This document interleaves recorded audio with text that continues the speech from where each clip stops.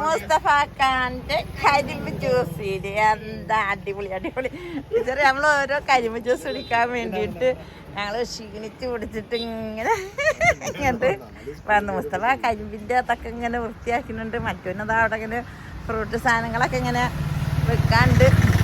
അപ്പൊ എല്ലാരും നമ്മളെ എടുക്കണോ വയ്ക്കണത്? കുമ്പിടിക്ക്, കൂടല്ലൂർ കുമ്പിടി വൈകി. അപ്പൊ എല്ലാരും ഇവിടുന്ന് ഓരോ ജ്യൂസ് കുടിക്കുക. എന്താണ് സ്പെഷ്യൽ മെഷീനാണ് അത്ര. അപ്പൊ ഇൻഷാല്ല എല്ലാരും ഗ്രീസില്ല.